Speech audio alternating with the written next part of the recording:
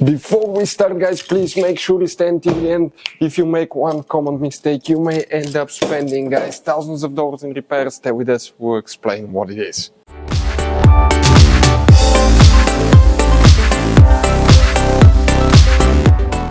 Hey guys, welcome back to Auto Repair, guys. Super quick helpful video to any of you trying to find driver, passenger, cooled ventilated seats, fuse and relays on Mercedes W204. Stay with us if you have that option. We will explain where you can expect to find them. We will also talk about hidden fuse boxes that most people do not know they even exist. Stay with us, it's very important information. And also, if you have a problem with Mercedes W204, don't hesitate to drop a comment below. If we have time and money, resources, okay, to replicate that problem, we'll try to do it, guys, to save you even more money. Now, we already have hundreds of videos on our YouTube channels that can save you thousands of dollars in repairs, guys. Check them out. You can find quite helpful information. So let's start on it now. Before we start, let us tell you a little bit about us, guys. Every single car we get here at the garage, we try to make at least 200 to 300 free repair videos. We make mechanical repair videos, engines, transmissions, bodywork, electrical, engine, transmission codes, fuses. Why we guys do all that? Because our mission here at the garage is, guys, to save you as much money as we can. All we need in return, please subscribe to the channel, like the video. That way we can keep making these free videos. And guys, check out our YouTube channels. We have more than 17,000 free repair videos that can save you thousands of dollars in future repairs. So let's start on it now. So if you have that option, guys, okay, the fuse box that we'll be working on, it's easy to access, but you have some hidden fuse boxes with very important fuses that most people do not know they exist. So guys, check out the video on our YouTube channel about fuse box location diagram on Mercedes W204.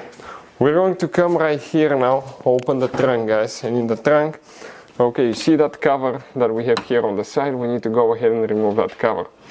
You twist it all the way, remove it, and you have a fuse box with a layout like this one here. Before we continue, let's explain quickly why it's always a good idea to test fuses and relays. Guys, let's explain why it's super important to test fuses and relays. That way you do not spend money on diagnostics, parts, repairs you may actually not even need. So, guys, you have different kinds of fuses and relays. We're talking about the maxi fuses, standard fuses right here. You have, watch how many different kinds of relays as well.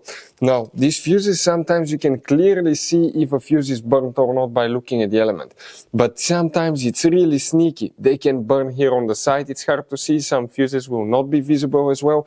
And we had people that will spend thousands of dollars in repairs, replacing modules, even engine computers, when all they had to do, they assumed they had a good fuse. They pulled it out, they saw it, and they assumed it was good. But guys, you can easily test these fuses, and on some of these, most of them, they have even the terminals on top that allows you to check them with a voltmeter and find out if it's good or bad. You see, that's a good fuse.